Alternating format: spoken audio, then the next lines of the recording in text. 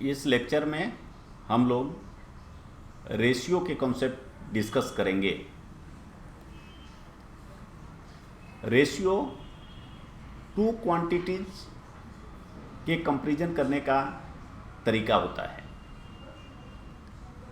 और इसमें ऑर्डर बहुत इम्पोर्टेंट होता है कि किस ऑर्डर में चीज़ों को हम लिख रहे हैं।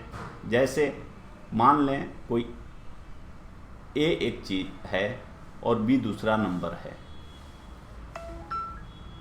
अगर ए 9 है, बी 12 है, तो हम कह सकते हैं कि ए बी से छोटा है। ए 9 है तो बी 12 है। ये दोनों का रेशियो अगर हम कहें तो ए बाई बी को कहते हैं ए इज टू बी। लिखते इसको इस तरह से हैं ए रेशियो बी, तो इज इक्वल टू हो गया 9/12, 3/4 मीन्स 3:4। अगर ए 3 है तो बी 4 है।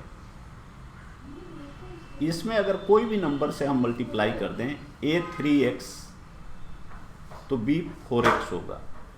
इस x को रेशियो कांस्टेंट बोलते हैं।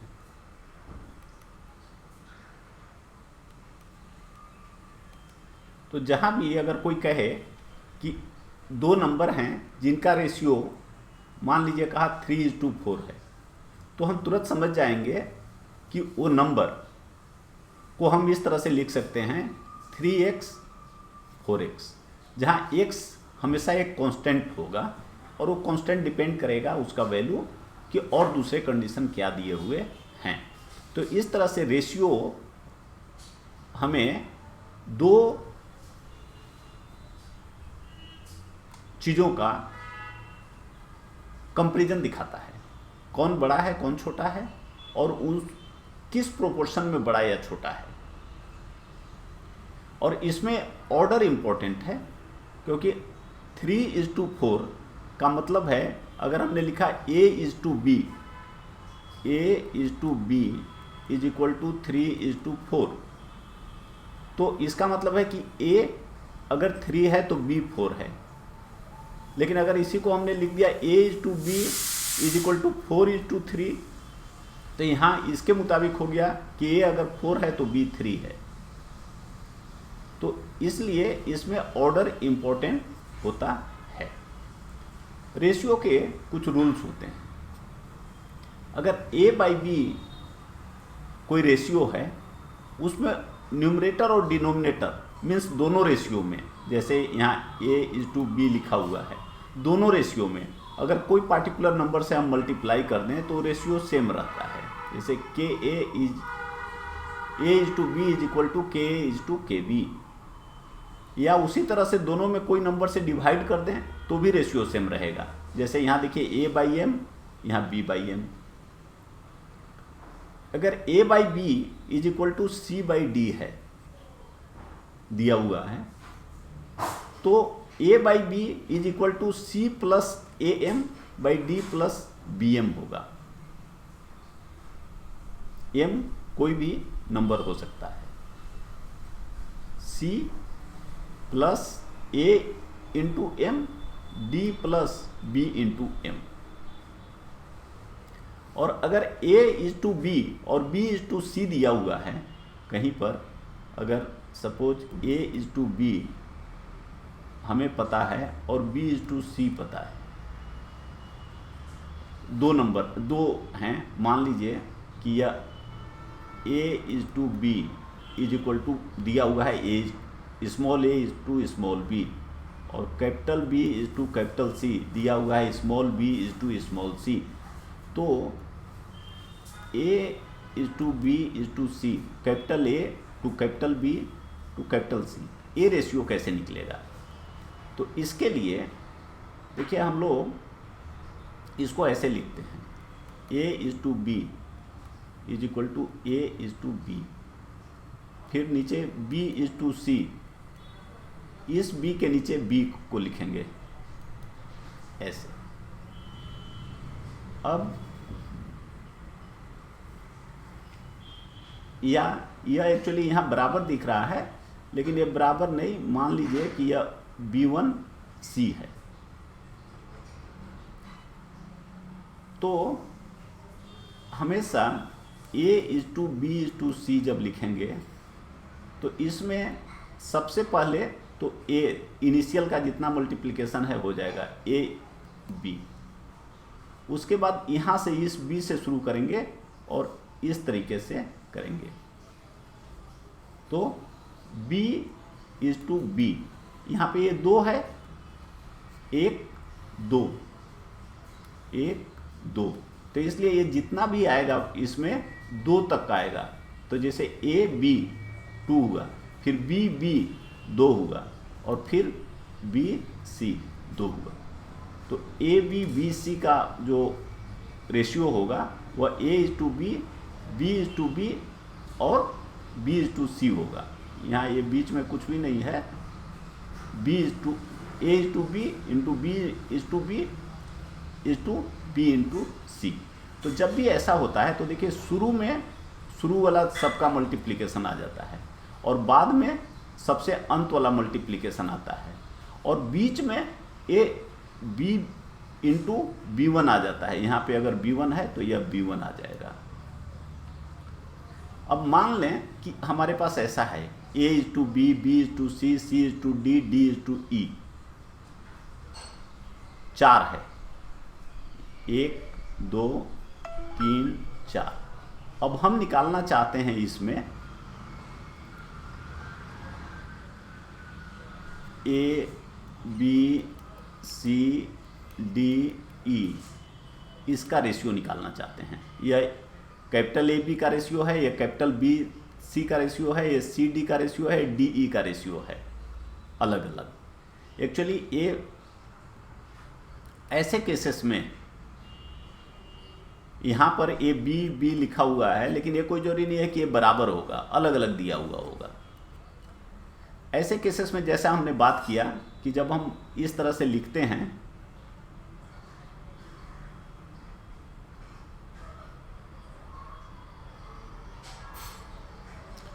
इसमें जब हम इस तरह से लिखेंगे, देखिए A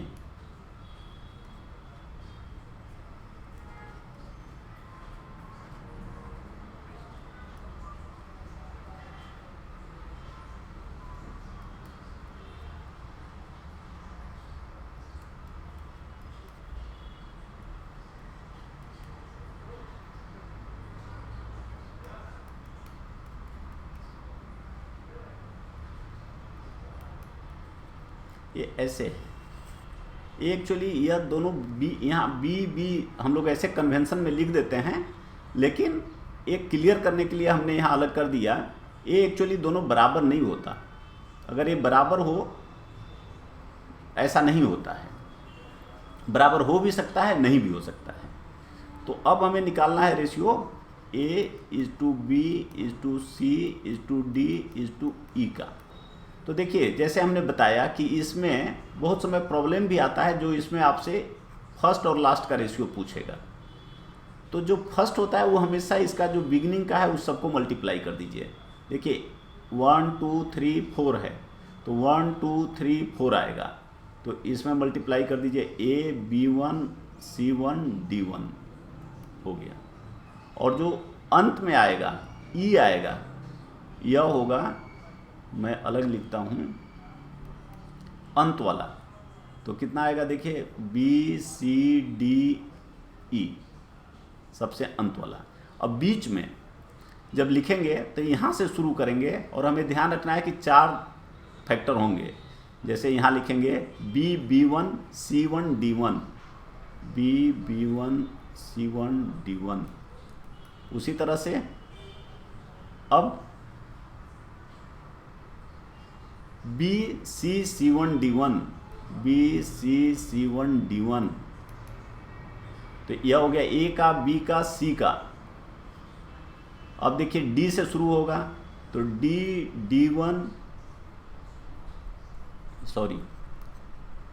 BC D1 यह हो गया। तो अगर आप देखेंगे तो यहाँ देखिए ये सब बिगनिंग वाले हो गए, ये सब लास्ट वाले हो गए।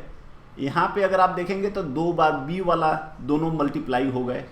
यहाँ देखेंगे तो बीच में C वाले दोनों मल्टीप्लाई हो जाते हैं।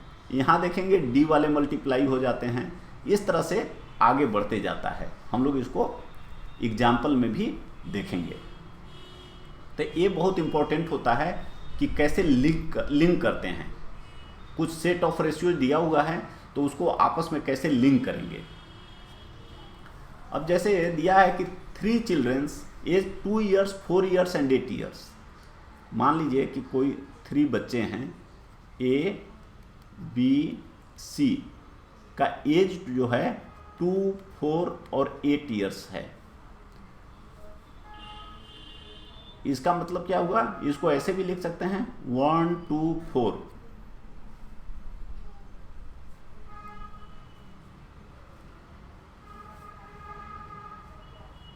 अब कह रहा है 70 चॉकलेट्स को इनके एज के रेशियो में बांटना है। ये एज के रेशियो में बांटना है। एज है 2, 4, 8। तो इसी को सिंप्लीफाई कर दीजिए तो 1, 2, 4 हो गया, कॉमन हटा दीजिए।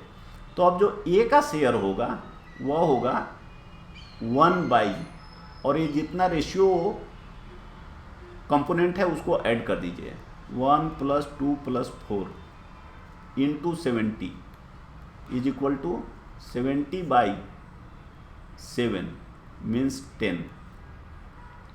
बी का हो गया 2/, उसी तरह 1 + 2 + 4 into 70 means 2 into 70/7 is equal to 20। ये 7 और ये 10। उसी तरह C 4/1 + 2 + 4 into 70 means 4 into 70/7 is equal to 40। तो ये हमारा हो गया। ऐसे भी देख सकते हैं कि अगर एक का हमने निकाल लिया, ए का 10 आ गया, तो जो बी को मिलेगा उससे डबल मिलेगा, 2 है। अगर इसको 1 मिला तो इसको 2 मिलेगा, तो मीन्स 20 मिलेगा। और इसको अगर 1 मिला है तो इसको 4 मिलेगा, तो इसको 10 मिला है तो इसको 40 मिलेगा। अदरवाइज इसको 2 मिला है तो इसको 4 मिलेगा। तो इस तरह से भी निकाल सकते हैं। तो ये हमारा आंसर हो गया। यहाँ देखिए दिया हुआ है an amount of ratio 500 is being divided among 2 persons. मान लीजिए 2 लोग हैं, ए इज टू बी। ए और बी में किस रेशियो में डिवाइड करना है, 1/10 इज टू 1/15। अब हमेशा जब भी एक फ्रैक्शन का रेशियो फ्रैक्शन में आ गया तो इसको देखिए उल्टा कर देते हैं। उल्टा कर देते हैं मीन्स ये जो है इसका उल्टा न्यूमरेटर डिनोमिनेटर, डिनोमिनेटर न्यूमरेटर में जाके, और ये एक्सचेंज हो जाएगा। ये इधर आ जाएगा, इधर आ जाएगा। Means 15/1 is to 10/1। ये इसका रेशियो हो गया। उससे क्या हुआ, फ्रैक्शन हट गया। अब आप आसानी से प्रॉब्लम को कर सकते हैं। अब इसमें देखिए कॉमन क्या है, तो इज इक्वल टू हो गया। 5 से कर दीजिए तो 3:2, क्योंकि 5 कॉमन है दोनों में। तो ये कॉमन आ गया 3:2। अब हमें ए का रेशियो, एज ए का शेयर कितना हो जाएगा, ए का हिस्सा कितना हो जाएगा। तो देखिए ए का रेशियो कंपोनेंट 3 है और दोनों का कंपोनेंट सम 3 + 2 है इंटू 500। मीन्स ये 5 से 500 में अगर आप कट कर दीजिए तो 100 हो जाएगा। 100 इंटू 3, 300। उसी तरह बीज का शेयर कितना हो जाएगा, 2/3 + 2 इंटू 500 मीन्स 200। तो ये हमारे आंसर आ गए। ये यहाँ लिखा हुआ है। तो तो इसमें ये चीज़ ध्यान रखना है यह कि जब भी फ्रैक्शन में होता है तो ऐसा क्यों होता है। जैसे देखिए a/b इज इक्वल टू है 1/10 इज टू 1/15। हम जानते हैं कि जब भी ऐसा फ्रैक्शन हो, ऐसा जब रेशियो होता है तो अगर उसमें हम कोई भी नंबर से मल्टीप्लाई कर दें तो रेशियो में बदलाव नहीं आता। तो 10 और 15 अगर दोनों का जो मल्टीप्लिकेशन है 150 से हम मल्टीप्लाई कर दें तो क्या हो जाएगा। देखिए 1/50/10 is to 150/15 means 15 is to 10। तो ये आ गया। तो इसलिए इसको ऐसे हम लोग डायरेक्ट लिख सकते हैं। तो बार बार इसको ऐसे करने के बजाय डायरेक्ट हम लिखेंगे। अब देखिए दिया हुआ है कि a/b is equal to b/c is equal to तो 5:2। तो अब a/b/c निकालना है तो आप लिख लें जैसे हम लोगों ने डिस्कस किया। a/b is equal to 3:4 and b/c is equal to 5:2। तो देखिए a/b/c इज इक्वल टू जैसे हमने बात किया था कि बिगिनिंग में सब शुरू वाले आ जाएंगे तो मीन्स 15 आ गया और लास्ट में सब लास्ट वाला मल्टीप्लिकेशन तो 4×2 = 8 हो गया। शुरू में 5×3 = 8 हो गया और बीच में यहाँ से शुरू होगा और ऐसे आएगा। और हमने बताया कि यहाँ चूंकि दो रेशियो को हम लोग लिंक कर रहे हैं इसलिए दो फैक्टर का मल्टीप्लिकेशन होगा। शुरू में जैसे 3 5 का हुआ, लास्ट में 4 2 का हुआ, तो यहाँ बीच में दोनों का हो जाएगा तो ये 20 हो गया। तो ये हमारा आंसर हो गया। ये देखिए यहाँ लिखा हुआ है। अब सपोज ये है A B B C C D 3 दिया हुआ है। तो आइए इसको देखते हैं। उसी तरह से हम लोग लिखेंगे। तो a/b इज इक्वल टू हो गया 1:3, b/c हो गया 2:5, 2:5, फिर c/d हो गया 2:3। अब हमें निकालना है a/b/c/d। जैसे हमने बात किया। अब देखिए यहाँ 1 2 3 रेशियोज को हम लिंक कर रहे हैं तो हमेशा जो टर्म आप मल्टीप्लाई करेंगे वो 3 3 का मल्टीप्लिकेशन आएगा। और हम लोग जानते हैं कि जो पहला होगा जो a का कंपोनेंट होगा वो शुरू का सबका मल्टीप्लिकेशन होगा 3 का। तो देखिए कितना होगा 2 2 4, 2 × 2 4 × 1, तो ये हो गया 4। अब बीच में 2 आएंगे और अंत में एंड जो होगा वो सब एंड वाले का मल्टीप्लिकेशन होगा। तो 5 3 = 15, 3 = 45, 3 3 का मल्टीप्लिकेशन हो रहा है। अब यहाँ हम जानते हैं कि 3 का मल्टीप्लिकेशन होगा। यहाँ से देखिए शुरू होगा तो ये ऐसे यहाँ तक पहुँचेगा, इस अंतिम तक पहुँचेगा। तो ये हो गया 3 × 2 × 2 और फिर से जब यह हो गया उसके बाद आपका यहाँ से आएगा ऐसे ऐसे। तो 3 5 = 15, 2 = 3 × 5 × 2। तो यह कितना हो गया 4:12,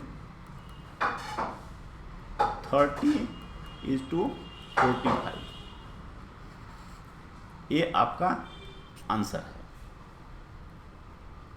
तो ऐसे प्रॉब्लम्स आते हैं लिंकेज का, लिंक करने का, और आप इसको ऐसे करके बहुत आसानी से बना लेंगे। ऐसे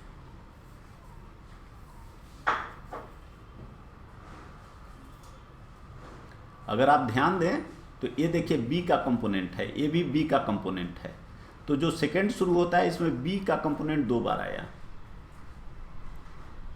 यहां पे देखेंगे तो जो सी है यह सी का कंपोनेंट है इसका, और यह सी का इसका, तो यहां पे सी का कंपोनेंट 2 बार आ गया।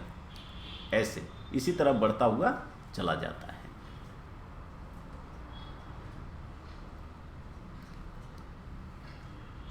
इतना समझकर हम लोग रेशियो के प्रत्येक प्रॉब्लम को आसानी से कर सकते हैं।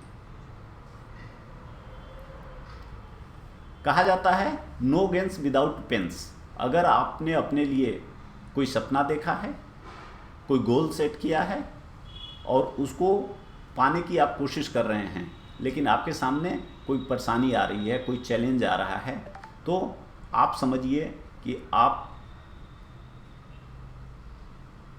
के लिए यह जो पेन है, यह जो चैलेंज है, आपको आपके गोल तक पहुंचाने का माध्यम है। इसलिए आप उससे परेशान न हो, उससे विचलित न हो, आप अपने रास्ते पर आगे बढ़ें और सफल हों, और दूसरों को भी सफल होने में मदद करें। Good luck.